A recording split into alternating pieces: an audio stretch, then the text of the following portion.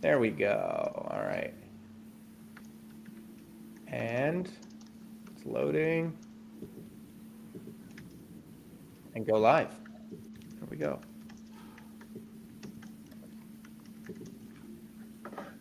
All right. I think we're live.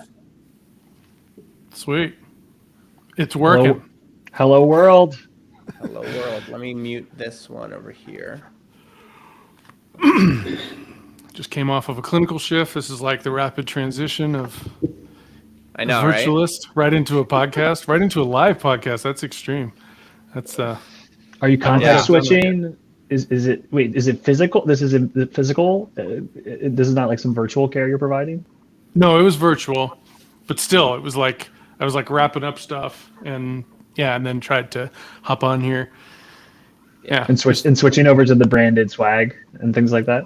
yeah, and people are still pinging me over there, and so it's the classic life of a physician that tries to keep working as a doc while doing other things like this. Always Juggling. works. Juggling. A little bit of juggling, yes. Well, Okay. is it working? Yeah, it's No. working. I'm just exiting all Okay. my windows because I seem to be very choppy, and that doesn't seem to be helping. Fun. All right. Well, You're just good choppy, to see you Mendel. guys. I don't know. I'm all over. Good to see you guys. We likewise. have a lot to discuss. Adam, we added a last second agenda item today, but why don't you go ahead and talk about the main agenda item that we want to talk about? Yeah, I mean, I think over the last couple weeks, our friendly guest here, Mr. Keeler, has been posting up a storm and giving some really good online nuggets and lengthy posts around just this topic of TEFCA and who's participating, who's not, and I think a lot of this. There's a lot surrounding this right now where I feel like there's a lot of chatter that's focusing on like the two big EHR companies, Epic and Cerner. And, Brendan just posted something earlier where, he was mentioning it's more this long tail of EHRs. That's probably really the more important piece, for all this. So definitely want to like touch on that, and, kind of just get some summarization. And I think you're, also around your big post that you put on your Substack around, just around Epic and everything that was in that kind of juicy and detailed piece, which I think it's part of, maybe that was part one of more that's coming. But yeah, what else, Mendel? What else do you want to kind of queue up or make sure we cover? Yeah, let's have Brendan kind of jump into the basics, and then that last minute agenda item was on Brendan's post today about Dr. Crono, which I have some added funny context to. So, but Brendan, why don't you just jump in and just broad strokes for the uninformed people that I don't know what reason haven't been following Brendan. First of all, go follow him, and second of all, take us back a couple notches, bird's eye view. What's this whole topic? Sure, yeah. So for those who don't know me, I'm Brendan. I work for a company called HTD Health that provides strategic advising and development services in healthcare. I work in interoperability. I write about on Health API Guy. I write about regulation. I write about EHRs. Whatever I get asked about a bunch, I try and write about. And in particular, I've been working on one on Epic. They're the dominant EHR by a number of metrics. They are definitely dominant in inpatient space. They're my full disclosure, my former employer. And so I have some insights from a decade ago that are worth sharing, or at least inform that. But moreover, just allow me to think, I think a little like they think, and piece apart what's actually going on. And so I've been working on a piece that has just been focused on Epic and how they grew to be as large as they are. And so in that series, this started and said, like, how did they get to be big? Working on another piece that's going to be, how do you connect and like coexist with them? They have many programs that are overlapping and confusing and changing. And so for different organization and entity types. And so like that, I think that should be pretty informative. And then some of the, like, okay, they got to be big. How could that change in the future? So what are the threats? And I think hopefully that's interesting. I got the first piece seemingly had good reactions because you guys are talking about it and others are. But and more broadly, it happened to time and align with a lawsuit against Epic for antitrust, which was indeed something that was going to be in that third piece and will be in that third piece, which is how when you are a market leader, there's a threat of antitrust. And so whether or not that remains to be seen through the courts, whether or not that's true, but certainly it could be the first of others, because as soon as you have that market power, you have to be really, really acutely aware that use of it in things that you used to do as a small startup, a scrappy startup, bundling and leveraging and use of pricing in innovative ways, something that can be very anti-competitive when you are the market leader. And so I think that might be something that Epic needs to attune themselves to and change some of their practices potentially. But so happy to talk about any of those things. I'm not sure which way we want to go, but that's a bit about me and what I think spurred this. Yeah, definitely want to touch on the Particle lawsuit for sure, because I think lots of swirling kind of comments out there on that. I guess my perspective is, it seemed like, there were some parts of the message that came out from Particle that wasn't, I don't want to say it wasn't true, because everything they said, I think, was true. I think Particle really is trying to do some amazing things with, patients' data and like being able to process it in new ways and, give new insights and things, which, I think all of us would agree that's like the future of healthcare. Like, we need better kind of processing and, technology that's going to help patients, access and interpret and digest their info. But I think, what they kind of left out was the big thing, that the whole reason why, they kind of got in trouble with Epic, or why Epic thought that they were doing something nefarious. So I think it'd be good, Keeler, for you to like mention or just kind of distill that down and explain like what that specifically was, just so everyone's kind of clear. Sure. Yeah. There's a lot to be read. I've written a bunch. There's a bunch out there about health information exchange, these networks that have facilitated treatment, purpose of use, the coordination of care by providers across organizations. Those have grown in the US to be fairly ubiquitous. In the spring, we saw a dispute related to that in regards to, changing the nature of these networks in ways that were unanticipated or even not allowed to facilitate actors who are not providing treatment or nebulously providing treatment. And the details of that are part of that dispute in the spring, and there's been plenty of ink spilled. What is net new is the allegation, the complaint by Particle, the actions of Epic were one of antitrust, one of use of market power in an anti-competitive way. And so that is a different allegation. So like we had a ton of complexity, and as a result of from the first dispute, that dispute spurred a bunch of change, new regulation, new governance, new policies by some of these nationwide networks over the summer, which is cool progress to see as a result of something negative and like sticky happening in the spring. But now we have an allegation, a complaint of something of a different charge, that Epic's dominance in the inpatient EHR and broadly the provider market has been used in ways that have been anti-competitive. And there's sort of like two axes. There's actually like 9 axes detailed in the complaint, but two of the main ones. One is they are dominant in the EHR space and the provider space and leverage that market dominance to sell a payer platform, a tool for payers to facilitate provider payer data exchange and workflows, and then behaved anti-competitively to block the competition in that space. That's one allegation. The second is that they are monopolistic, that they are dominant in the payer platform space today, and thus, just by virtue of that, have behaved anti-competitively. And those are the charges. Epic has not yet, filed anything in response except for some light asks of different networks to release information surrounding all of this. But this is a bigger thing, because antitrust is a very serious allegation that could change the dynamics of not just the data exchange, right? The things that Particle was trying to do, but actually the shape of even Epic. So yeah, I'm gonna pause there in case there's other things you guys want to take from that or drive towards.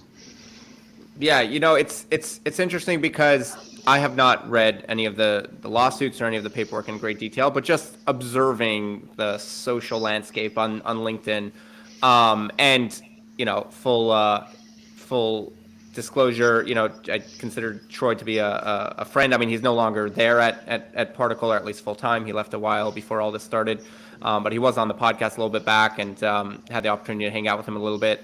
And my experiences with Particle were always, very patient-centered. They, like, when we were talking to them about possibly doing something with them, and some of the first questions that they started asking was exactly who was on the other end, to make sure it was for patient care, not some of the funny business. But with that being said, what I'm picking up, maybe I'm in an echo chamber on LinkedIn, but I feel like people were kind of, at first, it was kind of like 50-50. Like, I feel like people were kind of sympathetic towards Particle. But now with this recent thing, the vibes I'm getting is that people are actually kind of like, no, you're just whining about a bad outcome and kind of using antitrust as a cover. And then some other people are obviously excited about the underdog story, and that's always an interesting story. So I don't know. I don't know if you have any where you're at with that, Brendan, but that's what I'm thinking of. My take is that these are emotional responses. The complaint itself is a very emotional, metaphoric piece of writing. Is actually it's 81 pages. There's a short novel, but you should go read it because it's actually interesting, and they don't shy from using Damocles' sword and like some really emphatic language to portray both them as in a heroic sense, but all of it's emotional, right? Like Epic is a market leader. People will attach grievances to this and also feel enabled to potentially levy other grievances against Epic for anti-competitive behavior. So that's one like angle on it. The actual thing that matters here, beyond anything else, is did Epic behave in anti-competitive ways? Because if they did, they're in for some deep shit. And if they're not, then this case will not, the resolution of this case will be dismissal or something where it ends. The actual pieces of the dispute from the spring are actually more on the governance side. Like there's things that could come obviously out of the courts that decide that for the governance of these health information networks. But like what matters now for the purpose of this case is anti-competitive behavior. It's like I'm just focused on that. And like in that lens, like what I read is the complaint has some strengths, has some of the allegations there, if proven, are pretty real in terms of manipulation of different of organizations and entities. Like, oh boy, like that sounds pretty anti-competitive from a layman's view. I'm not a lawyer. I just like reading this stuff.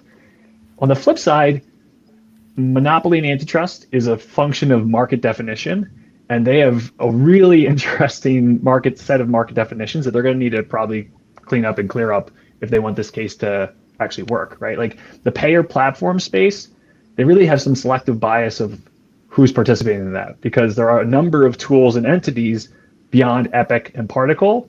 And so like some of the verbiage and some of the statements in there are questionable. I expect to be questioned in any potential court case. So, they say things like the payviders emerged in the past 2 or 3 years. I don't know how you can validly say that if you look at the emergence of payviders over the last 20 years. They say things like the only 2 players were Particle with the upstart payer platform and Epic with a 90% market share. Like that's also very difficult to prove out when you have other players like Moxie and Datavant and Vim and think of anything that says care gaps on it or says those, that's a payer tool potentially, and there's a number of them. There's some real like weaknesses. So like for the people that aren't, there's the emotional reactions, which I think are important to hear and to discuss, but like the actual back and forth, you hear people say there's some good, there's some real missing pieces in what they put forth so far. But again, this is a thing that will continue into the long future, that we're just seeing the start of it. These things take years potentially, if it's not like a swift dismissal or a settlement.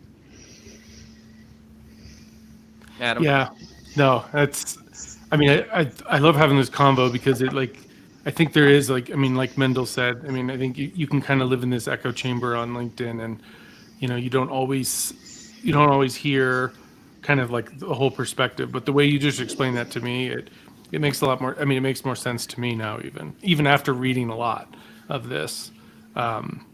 It's, I mean, it's a complex situation, and it's, I think it's like you said, it's the nature of, every year Epic comes out with another spoke, off of their kind of ecosystem.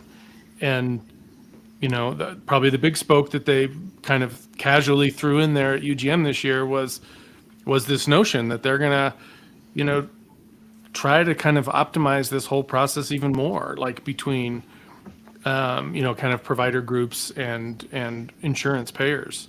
So I think that's kind of like the way I see this at hand is this really is this truly anti-competitive behavior, or is it just the nature of that they have this ecosystem already, and it's fairly easy for them to add in another spoke, that potentially disrupts a bunch of startups. I mean, I think this is like the thing that, Apple gets, complaints about, right? As soon as there's a company that's making some great product, they either secretly acquire them, or more commonly, if it's not like a patented thing, they just put it into the iOS, and it can kind of do away with a really good, company that had a great idea. And I don't know if that's necessarily anti-competitive. Like, I don't know. It's a tough one. I mean, it sucks.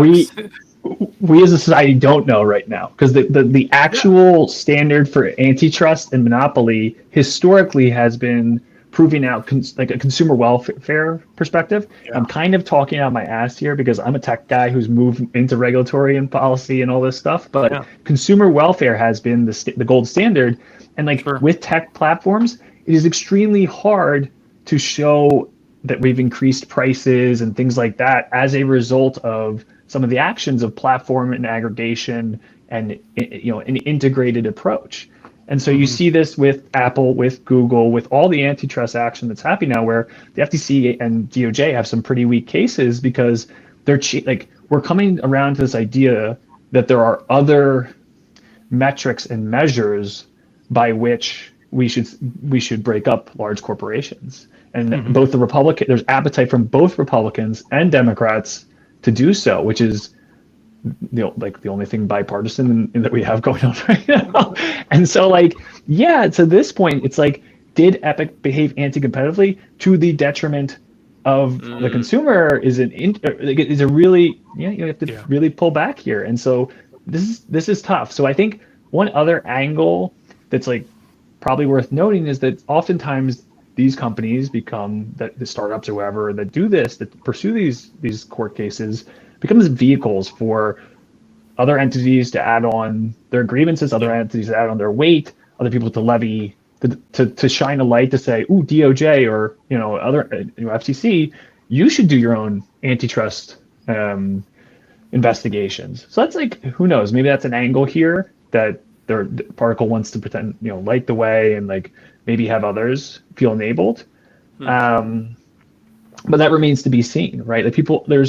I think another thing I've heard recently, and this is, is, God, why did they sort of fumble the ball with this one in terms of how they portrayed it, some of those weaknesses in the opening complaint, because it's going to be that much harder for the real information blocking. And so I don't know that that's true. I think there's some serious stuff with the leveraging piece. And so leveraging being Epic has a dominant market share with providers that they leverage into monopolistic behavior for in this case, payer platform.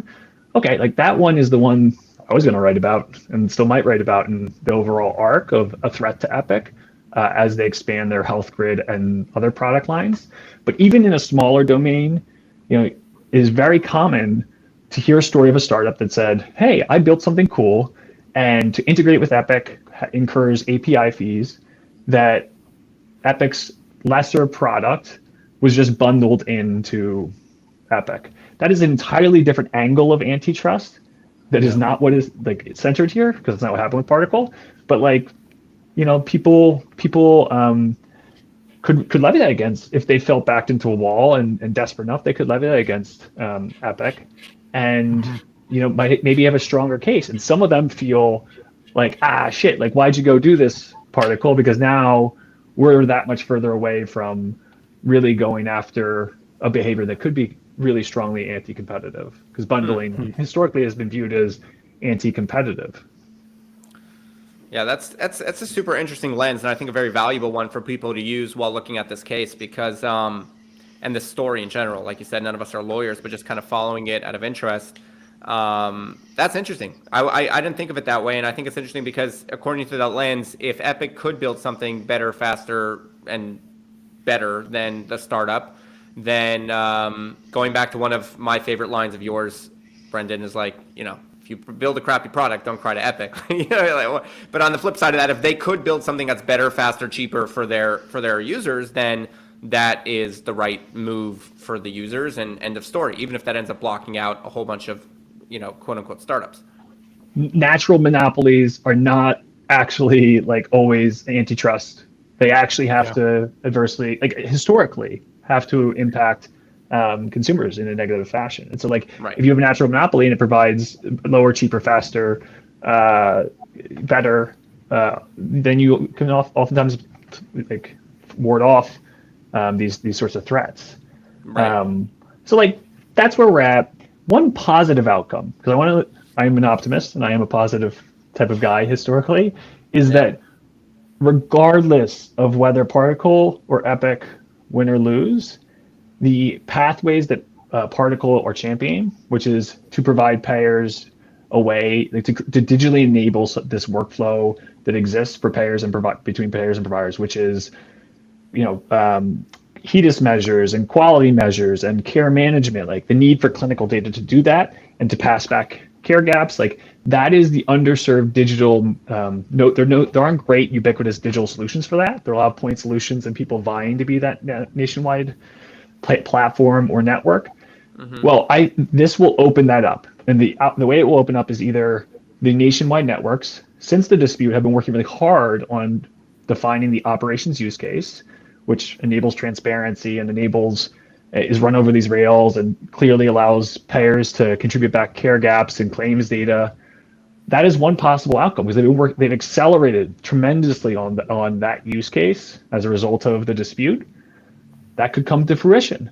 The alternative is that the secondary use pattern and the patterns that Particle has advocated for could be cemented and made real, and they both accomplish a noble and good goal, which is going to sound weird to enable payers, but there's operational waste. These things happen today in really inefficient ways, and so a more efficient digital pathway, ubiquitous across America, is going to be built as a result of this. There's almost no, I'm willing to bet my house and my dog, and not my kid, I love my daughter, but almost everything to say that either we see the courts, Particle wins and the courts cement this whole, the way they've done things to provide payers and others access, or we see this rapid acceleration continue to have the paved path through these networks. And so that's a net good, and that extends to other use cases beyond payers, because in the dispute, it wasn't just Particle enabling payers, but they were enabling this Integrator client, which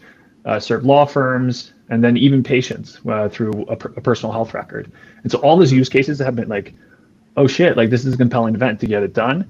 And so if we all step back and man, this is all messy and gross, I just want to see something good, that's a net good for us and for society. Yeah, that's really great. And just to kind of summarize, I see Hussein is in here, and good to see you, my friend. It's been a minute since Florida. Just kind of summarizing what we're talking about. So there's a general topic, I guess, that we were originally going to talk about is TEFCA, but there's a whole bunch of different pieces to this. And something that's been popping up is Particle has a very now almost viral, at least in this world, lawsuit against Epic, claiming antitrust practices while Epic turned them off a little bit ago, or turned off certain points of their connection that enabled their solution to provide insights to providers on patient care gaps. Will that pretty much sum it up? Yep. Yeah. And then, and Brendan is very, very much involved. And Adam, did you have anything you want to add to that?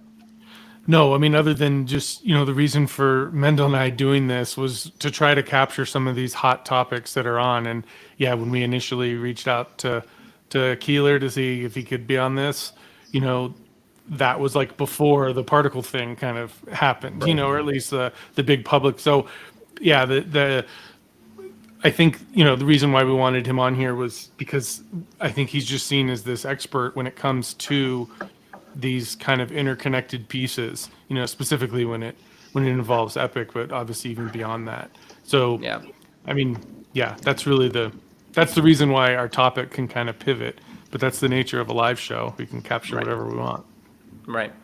And so, Brendan, kind of diving back into this, it feels like over the last couple months and following your feed once again, there seems to have been a lot of positive progress towards better interoperability, towards positive moves both on Epic's part and others' part.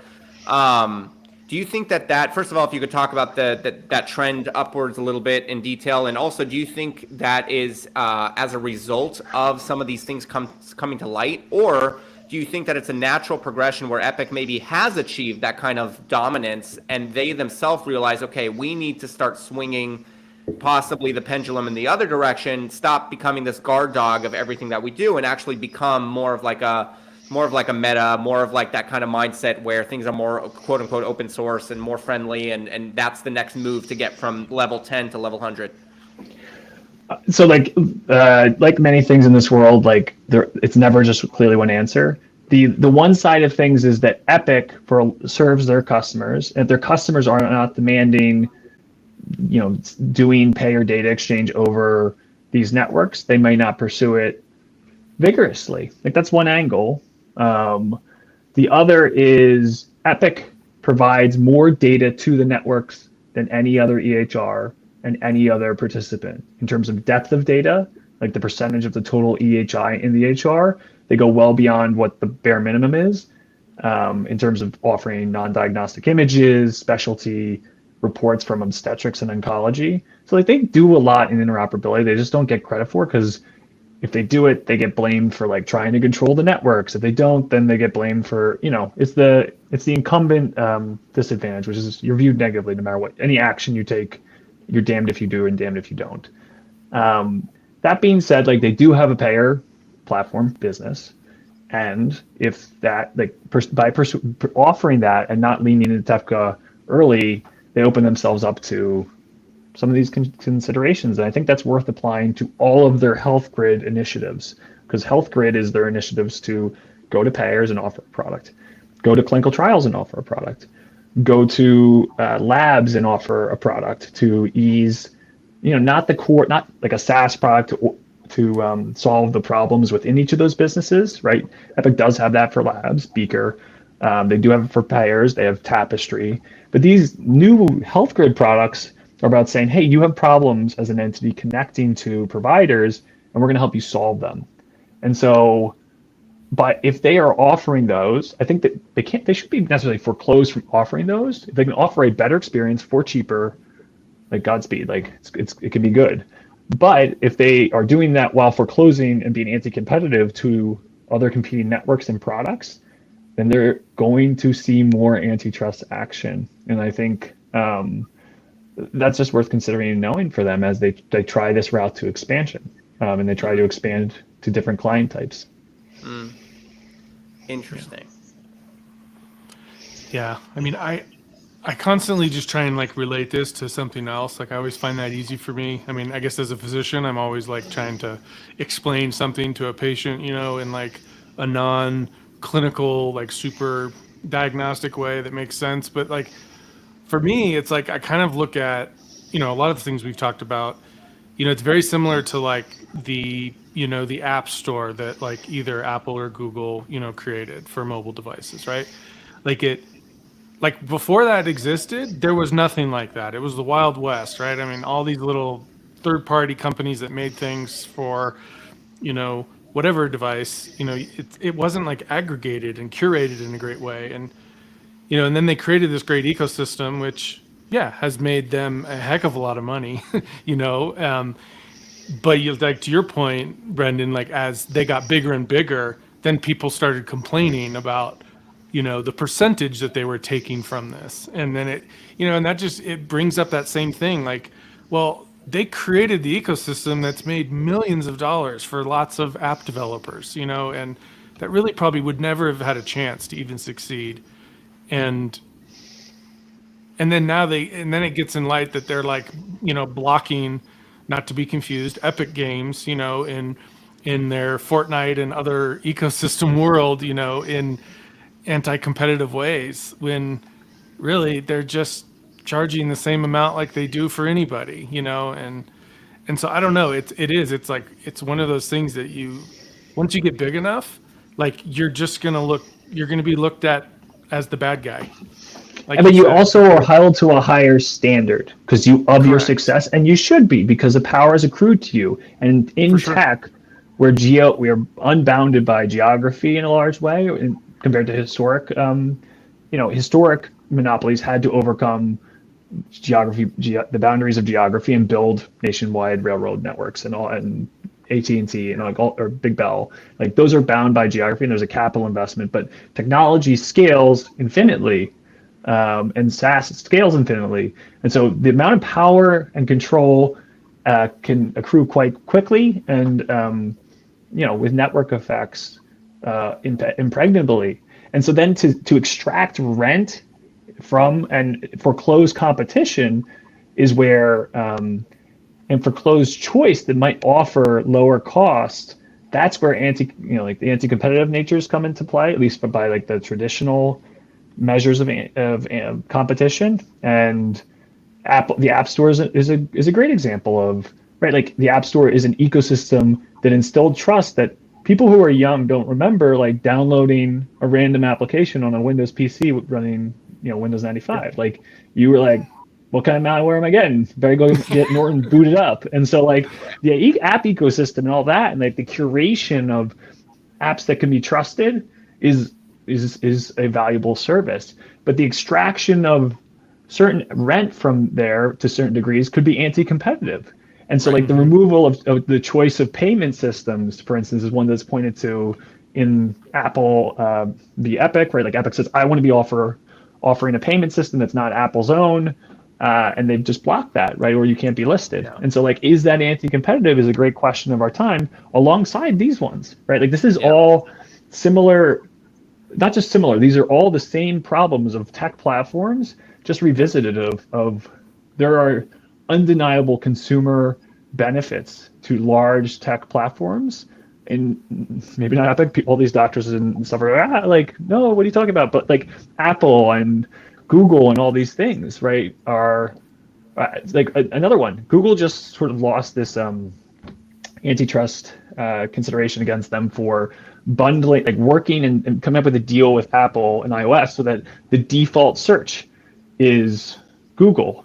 And so here's the thing, most people choose Google. And so by doing that deal, like, Apple makes a ton of money. That's like a huge percent. That's $20 billion a year or something like that they make off of that. So Apple benefits, Google benefits, and most consumers benefit because you're saving you a click every single time you boot up, your iOS. You're right. And so, like, in that case, is it anti-competitive? Yeah, by some traditional measures, you can say you bundled this in the same way that Windows bundled, Internet Explorer, and that that can be considered anti-competitive. You foreclosed the ability to create a competitive search engine.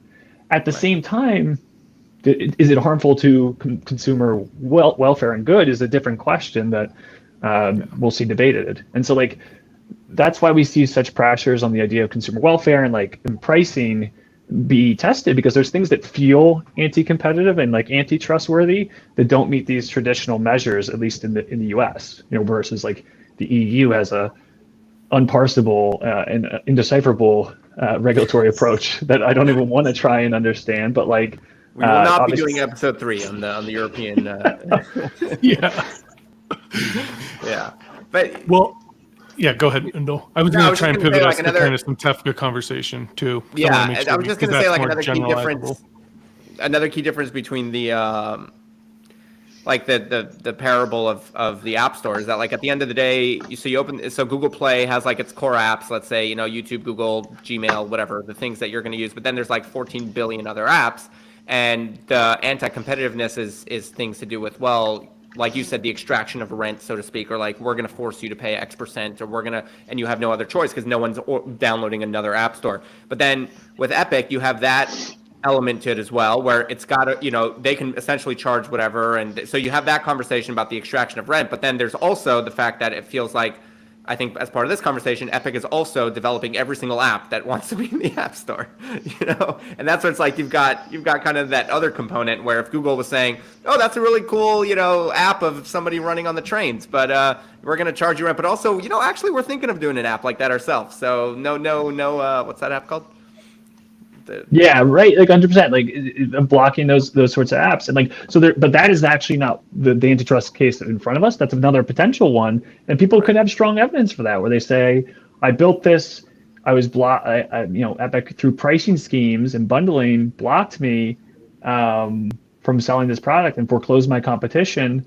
Like maybe that's stronger, but that's not the case at hand. And so, but maybe I think again, circling back, I think Particle's hope in here is that they're enabling or like opening the door for other people to push on this. I don't know if that's true or not. I think most people just want to run their business and try to be 10x better, because like at the end of the day, you can beat the Epic product that's actually bundled in zero cost if you're 10x better. And any disruptors challenge, regardless of intense incumbent and platform challenges, should be to be 10x better. If you are a startup, that is your mission and your goal. And if you can't actually say that, then go back to square one and start there. But like at the same time, if you're being blocked access to APIs and access, or in other ways blocked in an anti-competitive way, that's worth considering. What's unique about healthcare is that we have unique tools to open those doors that other industries do not. We have HIPAA right of access, we have the CARES Act and the associated information blocking that are not judicial. They are not this court and lawsuit process that can take years and destroy companies, but actually, a regulatory process where people can submit their information blocking complaints. And most B2B businesses, most information blocking complaints today are not B2B. They're patients saying, like I couldn't get access to my data, which they've had the right to since HIPAA, and now they have this better pathway or another pathway through information blocking. I'm glad they're doing that and doing that fairly frequently. We don't see B2B businesses using information blocking as much, even though we should, because it is a lower friction, lower risk pathway if you're actually being blocked equal access to APIs to compete with certified technology. And so I would push for applications in the scenario where they are blocked from access to APIs, or the APIs don't work, not just for Epic, but for any certified technology, to talk to that certified technology vendor about information blocking vigorously, and then submit those complaints. And so like the activation energy for information blocking complaints should be near zero if you are being blocked.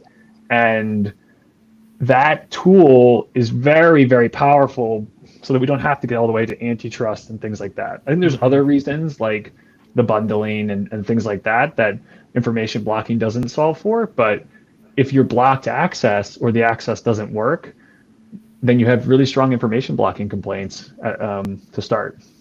Yeah. Yeah. Adam. No, hopefully this is enlightening for people that are watching this, after the fact. But can you guys hear me okay? Or is it not loud? Yeah, but bring the mic a little lower. I don't know. Maybe it's just me. I just moved. I adjusted the levels a little bit, but Okay.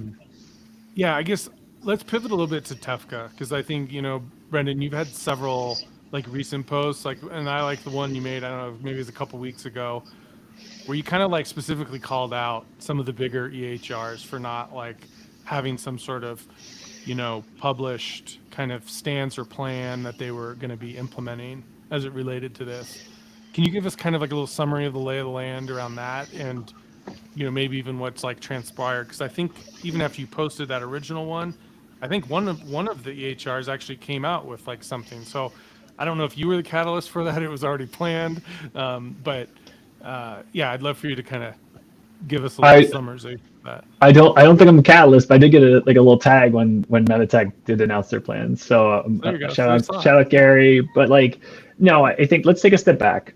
These nationwide networks, which Particle piggybacked on for pushing for other use cases, were intended for facilitating care between providers.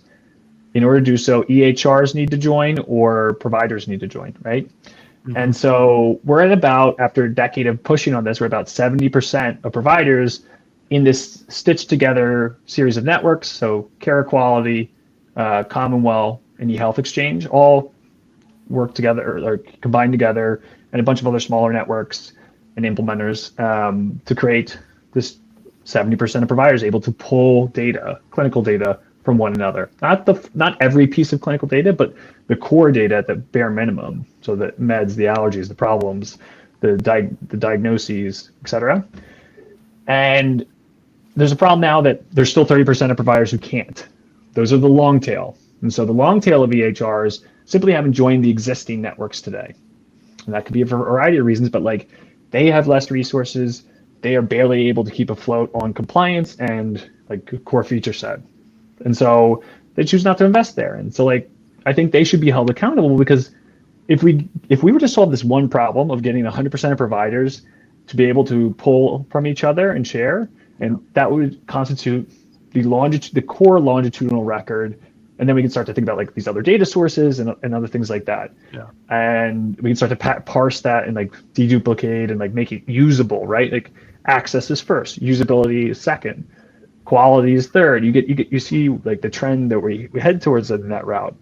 And so, I mentioned Dr. Chrono. Dr. Chrono in particular is private equity owned, and so there's this potential that because of that, looking at like Glassdoor and stuff, that they haven't invested as much into product and engineering. And there's been some stories that have been reported to me that they've chosen not to prioritize, just not on the PE roadmap for them.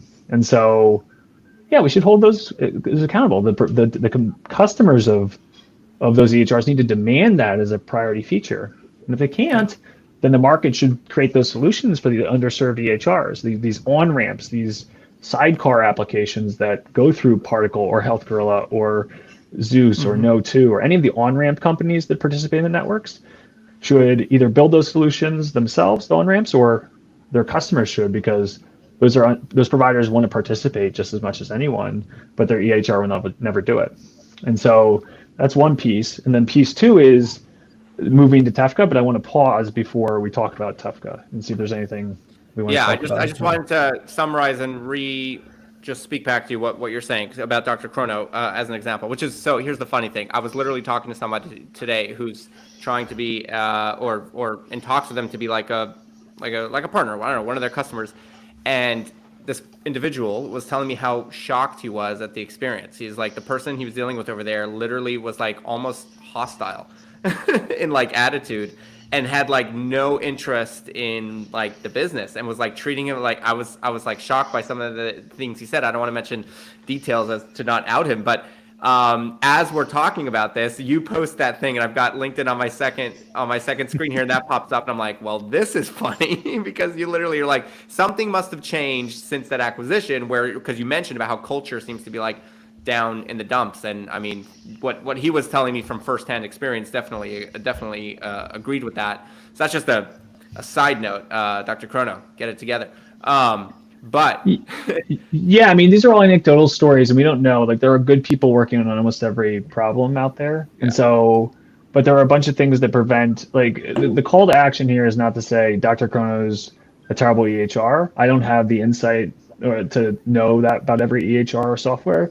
The call to action is to get this prioritized, because it's table stakes, and it is like these sorts of initiatives are increasingly easier with on-ramps that offer this capability, increasingly cheaper because on-ramp capabilities are over time commoditizable. They're not unique cornered resources. Right. And so that's what I wanted to repeat back to you, just so I understand what you're talking about. So when you say an on-ramp, you're saying that you should have small players or smaller players that will come in and say, okay, clearly this is not a priority for you to join these networks. We'll build something with you that'll be easier for you to handle, and then we'll then turn around and connect it to the networks, like little elbow pipes. Totally, right? Like, you need to get on the highway. oh shit, getting on the highway is hard. All these companies, like a big change in these networks was allowing for on ramps as opposed to just EHRs to join them. And that was a change in like 2015, 2016, 2017, maybe. And then it really took off in 2020 with Health Gorilla, with Particle, with Zeus, with No2. There's a bunch of them. There's Metroport. And so all those offer, their only goal is to provide value, make it easier, make it more adoptable. And so they exist now, and they help EHRs to join with a lot less friction and pain. There's even open source ones, like MetroSource is open source. And so there's like less and less reason, because the barrier is dropping, so that any EHR can join. And if they don't choose not to, then even providers can go and buy tools that plug into their EHR and do that job for them. And so, we're going to see that we see less and less reason to not just go and do this for providers and allow for visit prep and, drug checking and all these things that can really help patients and reduce costs. This may, I don't want to bubble out too far here, but like we've been kind of focused on the smaller EHR players, smaller probably provider groups that are attached to these. What about if we go out even farther to like all the little small telehealth, platforms, those little very narrow, nuanced, where they've essentially, a lot of them have built their own EHR, right? They're not using necessarily one of the core, of many EHRs. Like, does this thing, the same principles we're talking about apply to them too, right? Like, as a clinician, I don't like it when my patient's data is like siloed in, hims and hers or something else that they've used online. Like, I have no way to know that they've been prescribed, like an erectile dysfunction medicine. And that's pertinent to me when I'm taking care of them for other reasons. So, is that applicable to this? Like, as like, totally. As the grand ecosystem? Yeah. Totally. But like, there's actually this strong like all the on-ramps started with the virtual care and tech-enabled platforms, because they could adopt an API. They could adopt a technical solution readily, and also are looking for an edge. And they said, oh, I can get an edge through this and like use it in a really cutting edge ways, feed it into AI, like whatever, to provide better care. And so you see strong adoption. The call to action for them is to actually meet the requirements of the network, which is to fully contribute back the USCDI data set. And so you'll see a lot of them cutting corners there that won't be acceptable in the wake of the dispute of the spring. And you're going to see the networks continuing to tighten the screws on entities that don't contribute back reciprocity, that contribute back and add value to the network and add the full value that they're expected to.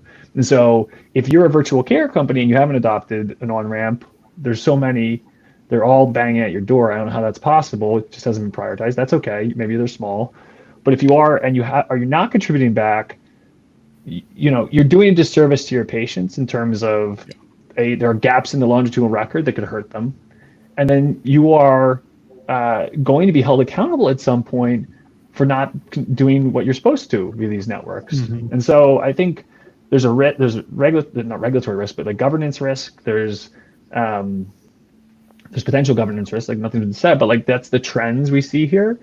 And then there's just like how do we build if you want to benefit from the network, you need to follow the rules of the network, and you need to contribute back to create that longitudinal picture. And so reciprocity is the biggest call to action across everyone. I think a lot of the major EHRs could do even better in terms of providing more and more of beyond the bare minimum of USCDI and the core conditions and things like that. Got it. Yeah, because that's the thing I just always think about is like, what is really the best end state that we want with this? And it's, ideal state, it's like you would want everyone delivering some sort of care to any patient anywhere, like for them to have access to data about this patient elsewhere. And then also, like to your point, to put back whatever they've done with that patient. So the greater sphere now has it. That's like the foundation that needs to happen first, right? Before there can be really other intelligence put on top of that, other, amazingness that can actually, not only help providers that are trying to care for patients, but ultimately patients for sorting out their stuff. It's crazy how hard it is for patients to like keep track of where all their data lives and where, oh, I got this colonoscopy when I was here and now I can't access it. Like I mean, I feel like at least this foundation, if everyone is participating 100% in and out, it will at least solve the core problem, right? That then we can build off of. Yeah, I mean, the only thing we're doing here is digitizing a paper workflow, and paper, I mean, by paper, by phone call, by non-digital means. And that workflow is you saying, hey, can you call Sutter and pull their records, right? Like, and fax it over. That's what this network has done. And by removing the friction of those processes, you remove the asymmetry that exists. And like that is really good for efficiency in the system as whole and bad for anyone that profits from the asymmetry.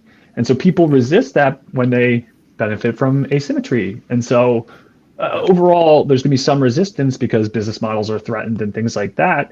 But we will trend because of the unlocked efficiency towards that goal of 100% because we've already done so. We got to 70%. That wasn't just like poof overnight. That was starting really small and these two hospitals going, oh shit, this is awesome. And then it's scaling. And like that moment will continue until we reach a ubiquitous network, which we do for everything, right? It's like Visa. Visa start with Bank of America card in California, dropping a bunch of cards and stuff like that. And people at first were like, wow, a lot of fraud. Let's overcome it. And then scale to other banks. And then they spun off. And then they grew to be truly ubiquitous, not only in the US, but across the world. And so it's funny I mentioned Visa when they got an antitrust lawsuit last week as well. But they serve a really good purpose in the sense that like we don't use cash nearly as much with ubiquitous digital technologies for payments. The same will be true in 5 or 10 years. We will look back and say, God, what a weird era and weird disputes because it is now ubiquitous, the transfer of clinical data. And so again, optimistic guy, but like that is true. The progress of and network effects, barring like real missteps and mistakes at this critical juncture, will result in something that we look back and try to explain to our kids and say, man, you didn't go through that, but that was crazy. Mm-hmm. Yeah, I mean, I guess we only have a couple more minutes left.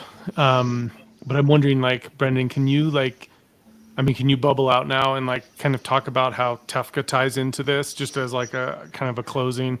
I think originally that was supposed to be the main focus of our conversation. Good now we're spending like 3 minutes, right? Well, it goes to this last piece that we have EHRs that have not adopted the existing networks. There's TEFCA, which is this the heir to all these networks that gives levers for us to upgrade and add new functionality and use cases to networks, which the historic networks have kind of struggled to do because they lacked levers, they lacked incentives and things like that. And so we see Epic, and you can believe that or not, that's a different, like, people have a lot of like, is TEFCA real or birds real type of discussion. And sorry, but that's a different discussion that I have opinions about. But the one here is Epic has said in August, they announced in August, we are going to be moving to TEFCA. We are going by the end of the year, have talked to all of our organizations and gotten a commitment from them to moving to TEFCA. And we will move everyone but to TEFCA by the end of 2025. So there's this urgency now to, if you don't want to lose access, to also migrate to TEFCA. And that network effect, it will occur regardless, but there will be pain and distress for providers who are cut off if the other EHRs do not actually follow suit and announce the same plans. So Meditech has done so.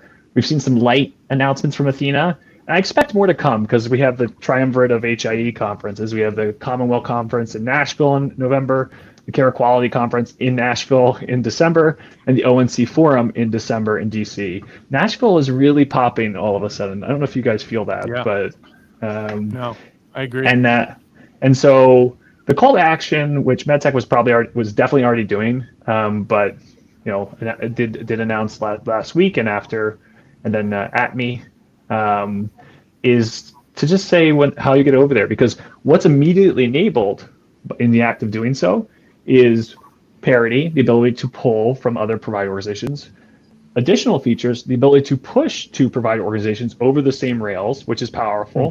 Before it was like different networks, direct trust, a network people forget about. And then new use cases. So immediately individual access services, ability for patients to access their data. Yeah. Oh shit, let's get over there stat. And so everyone should be clamoring for that and pushing in the same way that I'm pushing, because we get those use cases, it releases the steam that has caused all these disputes and all this pain, creates paved paths that by and large many actors will choose over the cloak and dagger, like, you know, dark pattern paths. And we'll see continued adoption of, there's the levers in this new framework to encourage the adoption of everything else we want in this world and more. Payer, you know, the payer provider data exchange, the operations use case, perhaps the payment use case. We already see robust public health exchange on TEFCA. So it's like, choo choo, get on board. The train is going, is all I got to say.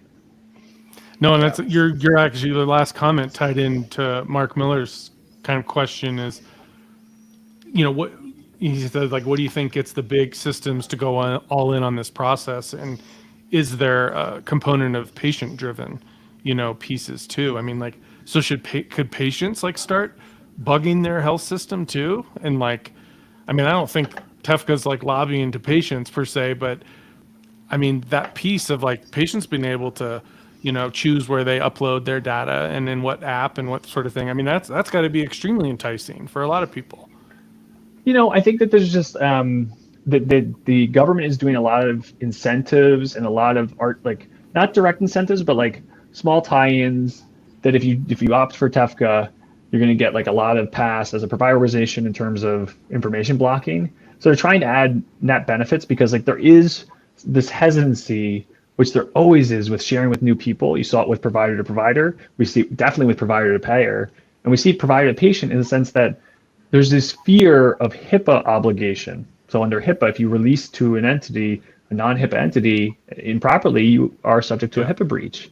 And so if they do this over the TEFCA, right, they're still subject to law. So if they release to so-and-so application and somehow the identity proofing was broken or faked or like malicious or whatever, they just feel this risk.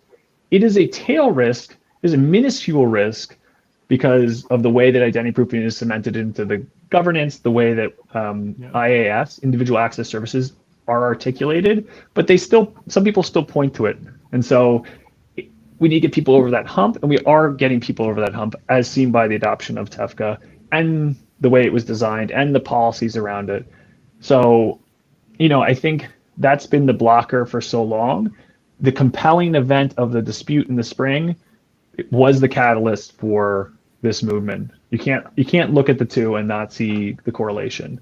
There's a different universe where that doesn't happen. TEFCA doesn't have the same momentum.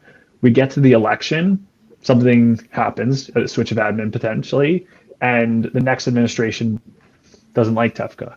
That reality doesn't seem like it could happen anymore. We could switch admins to a Trump admin or, you know, a Harris admin that doesn't look as favorably upon TEFCA. That's a possibility. Who knows? But the ball has started to roll. The snowball is starting to grow, and the public forces that were pushing, the government forces that were pushing this, aren't as necessary with the network effects that then occur. So, again, my optimism take is just that this is where things are headed, and anyone who's smart is thinking about their strategy to deal with it.